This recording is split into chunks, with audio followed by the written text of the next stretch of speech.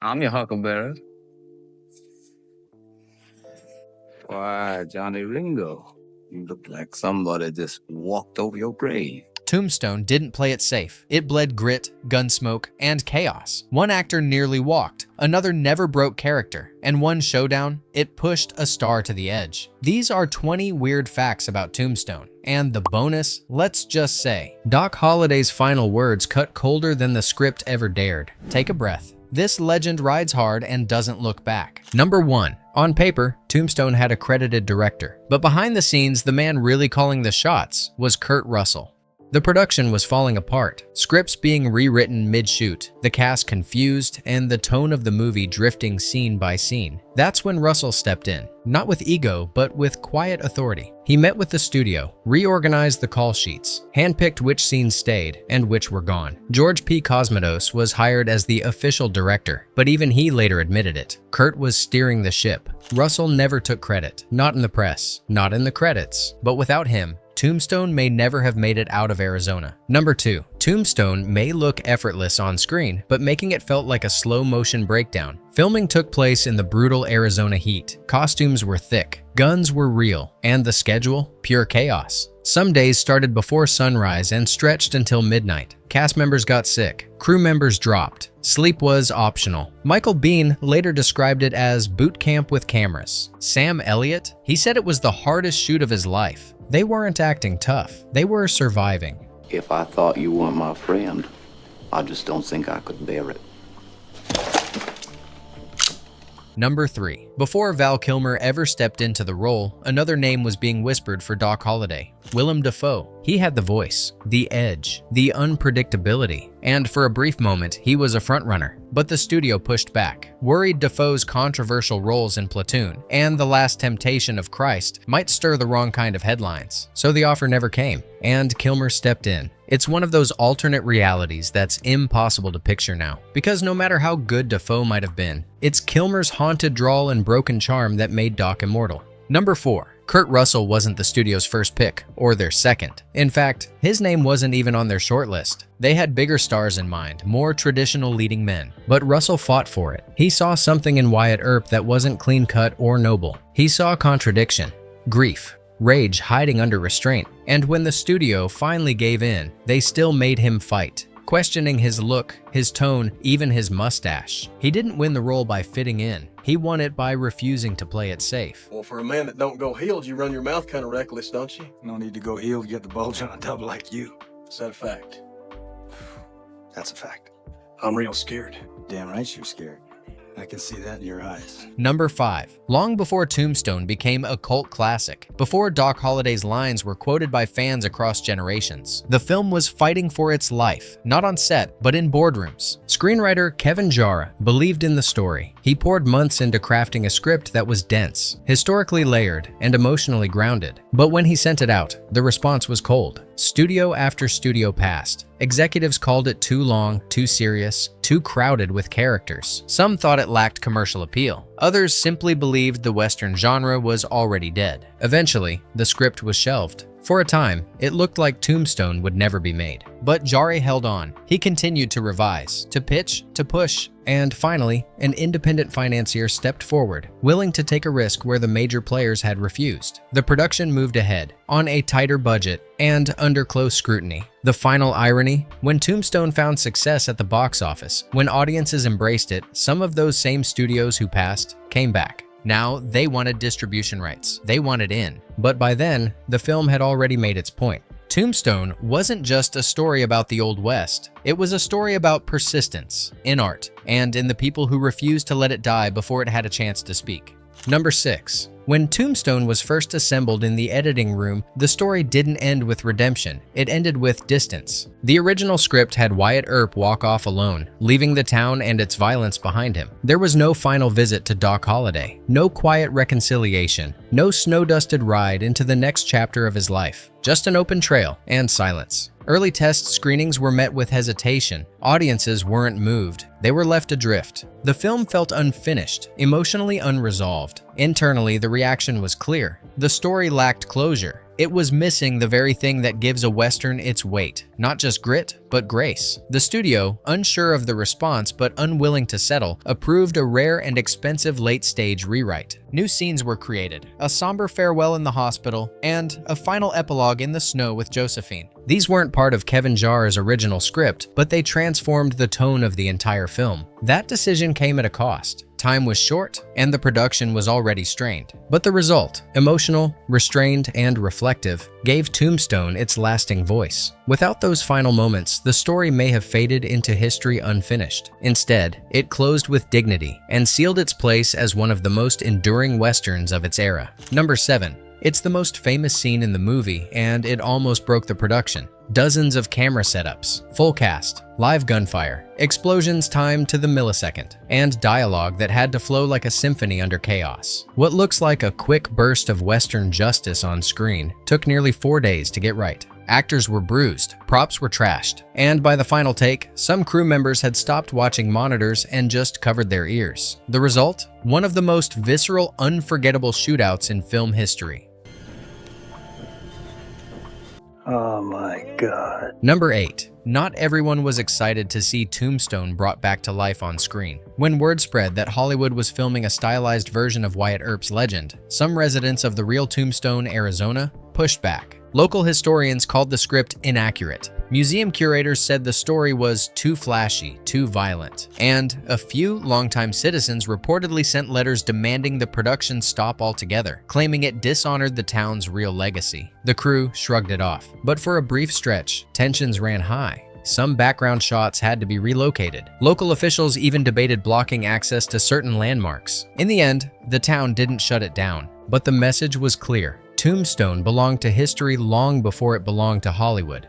Number 9. The duel between Doc Holliday and Johnny Ringo remains one of the most haunting moments in modern Western cinema. Quiet, measured, deadly. It unfolds not with noise, but with silence. The kind that stretches, breathes, and tightens around every second. But off camera, something else was unraveling. Michael Biehn, who played Ringo, was pushed to a physical breaking point during its filming. The Arizona heat was unrelenting. He wore layers of black wool under a cloudless sky, and the production schedule offered little relief. By the time the crew rolled cameras on the climactic standoff, he was already dehydrated. As the scene played out, with no words and no sudden movements, Biehn began to feel the ground shift beneath him. His legs weakened. His balance faltered, but he stayed with it, locked in character, his hand twitching near his holster. What audiences saw was intensity. What the camera caught was something closer to collapse. That moment just before the draw, where Ringo looks dazed, distant. It wasn't a choice. It was Biehn on the verge of fainting. The scene remained in the final cut, untouched. In a film full of grit and myth, that duel carried a strange truth. The most chilling tension came not from acting, but endurance. You must be Doc Holliday. That's the rumor. You retired too? Not me. I'm in my prime. Yeah, you look it.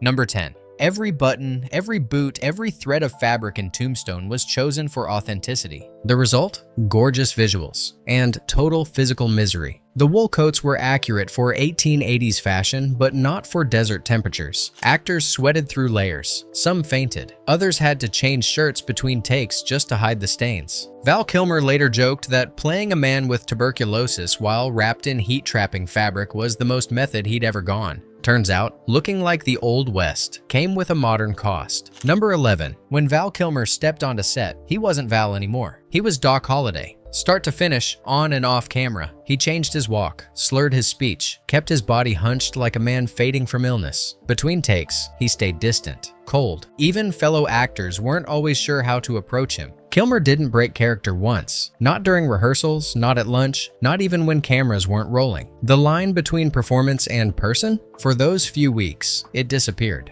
Number 12. The role of Josephine Marcus didn't come easily to Dana Delaney. In fact, she wasn't even among the studio's first choices. Multiple names had circled the part. Actresses with more traditional glamour, with the kind of Old West allure producers thought the audience expected. But when Delaney read the script, she saw something else. She didn't see Josephine as just another romantic figure. She saw a woman with defiance in her spirit, independent, bold, and unwilling to conform. Delaney approached the audition differently. She didn't soften herself for the camera. She didn't play to seduction. Instead, she brought stillness, confidence, a kind of quiet rebellion that mirrored the real Josephine's legacy. It wasn't what the casting directors had pictured, but it was exactly what the film needed. In a story full of outlaws and lawmen, Josephine stood apart, not as someone who followed, but someone who refused to. And Delaney, like the character she portrayed, earned her place not by fitting the mold, but by refusing to be shaped by it. And I'm telling you, what suits me is a family and kids. Suits me right down to the ground. In fact, that's my idea of heaven.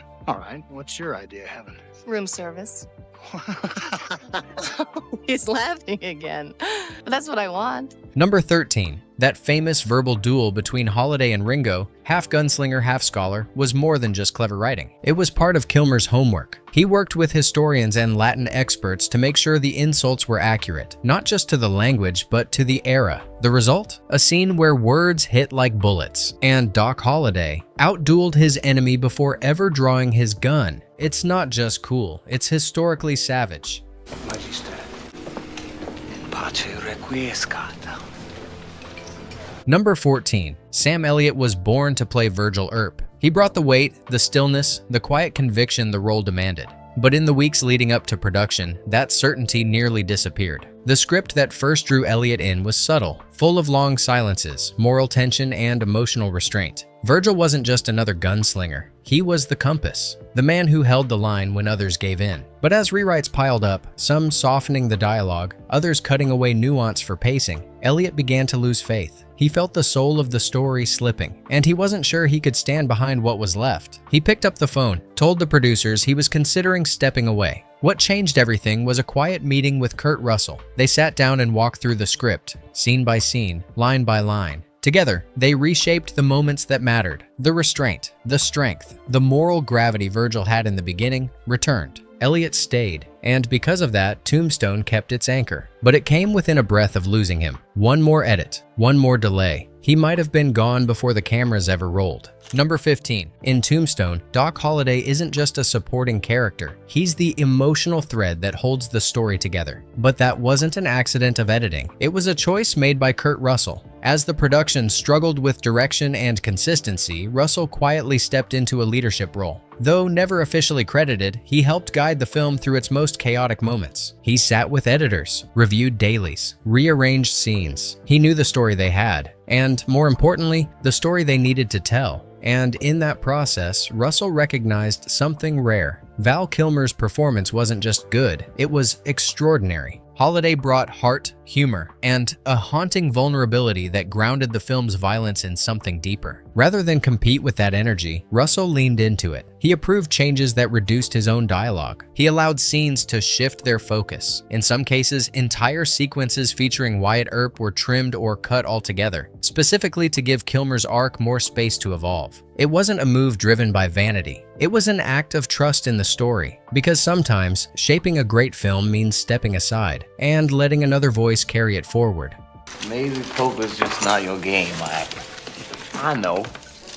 Let's have a spelling contest. Number 16. One of the most badass scenes in Tombstone shows Wyatt Earp walking into gunfire, untouched, and killing Curly Bill with a single brutal shot. It's the kind of cinematic moment that feels made up, but according to first-hand historical accounts, it actually happened. The real Wyatt Earp did charge into a creek during a standoff in 1882. Curly Bill fired first, missed. Earp kept walking, calm, silent. He fired one shot, hit him square in the stomach, and walked away. Some historians still argue about the details, but the legend, the film didn't have to invent it. They just replayed what was already larger than life. Number 17. Val Kilmer's portrayal of Doc Holliday is often remembered for its wit and defiance. But beneath the swagger was something far more somber, a deep, deliberate study of a man dying in slow motion. Kilmer didn't approach the role as a typical gunslinger. He approached it as a portrait of illness. He immersed himself in 19th century medical journals, reading first-hand accounts of tuberculosis symptoms and treatments. He examined how the disease attacked the lungs, how it ravaged the body over time, and how it left men looking both hollow and haunted.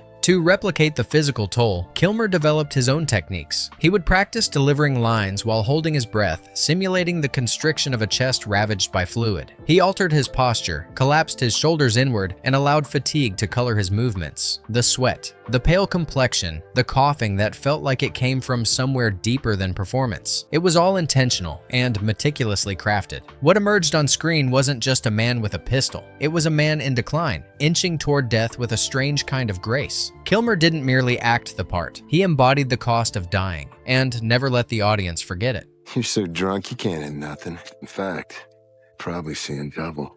I have 2 guns, one for each of you. Number 18. Composer Bruce Brotten wasn't the first choice, and he barely had time to breathe. When the original composer fell through at the last minute, Brotten was called in cold. No prep, no themes, no time, just footage and a ticking clock. He had only 4 weeks to write, record, and finalize the entire score for Tombstone. Most major films get months. He had days, but he leaned into instinct, built textures around Doc's fragility, laced Wyatt's scenes with quiet rage, and delivered one of the most haunting Western scores of the 90s. Under pressure, no one should have survived. Number 19. When the cameras stopped rolling on Tombstone, the hard part wasn't over. In many ways, it was just beginning. The footage that entered post-production was scattered. Scenes had been filmed out of sequence. Major arcs were missing key emotional beats. Subplots that once anchored the narrative had been trimmed or restructured on set, leaving gaps that couldn't be ignored. Multiple editors came and went. Some left frustrated, unsure of how to shape a coherent story from what had been shot. One of them reportedly described the process not as editing, but as surgery. "We weren't cutting a movie," they said. "We were stitching one back to life."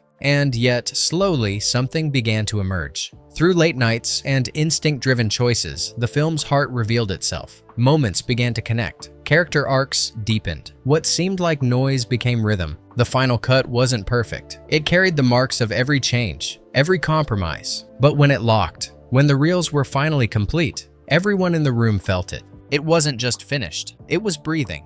Number 20. In the early 1990s, Kevin Costner's Wyatt Earp was poised to be the definitive take. Backed by a major studio and directed with biopic prestige, it was positioned as the serious historical portrait of a Western legend. Meanwhile, Tombstone had no such spotlight. Its budget was modest, its production was troubled, and its release arrived quietly without the fanfare that often follows awards contenders. But when both films reached theaters, the response was unmistakable. Costner's version, while methodical, struggled to connect. Audiences found it slow. Critics called it distant. It faded quickly from cultural conversation. Tombstone, on the other hand, caught fire. Word of mouth spread. Its performances were quoted, its style embraced. Even Western purists, those most protective of history, found something honest in its grit and spirit. The film that was once overlooked became the one that endured. In the end, Wyatt Earp got the epic he deserved, but it didn't come from the studio that planned it. It came from the film that had to fight for every frame and earned its legacy, not through scale, but soul. Bonus fact: in Tombstone, Doc Holliday's death is quiet, sad, almost peaceful. But in real life, it was even stranger. Laid up in a Colorado hotel, dying from tuberculosis, the real John Henry Holliday looked down at his bare feet. A gambler to the end, he gave a half smile and said, "This is funny." Why? Because he always thought he'd die with his boots on. Those were his last words. No doctor, no drama. Just a man who'd outrun death for years, finally catching the joke. Tombstone wasn't just a Western. It was a troubled shoot, a script nearly left behind, and a film that almost didn't make it. But somehow, it held together. Through late-night edits, on-set rewrites, and performances that cut deeper than the page, it found its voice. It didn't arrive clean or polished, but it arrived honest. And over time, it became more than a movie. It became a memory. A story that still lingers, long after the dust has settled. If this one meant something to you, go ahead and like and subscribe. And tell us in the comments, which moment from Tombstone still stays with you? Thanks for watching. Just to live a normal life. There's no normal life, Wyatt. It's just life.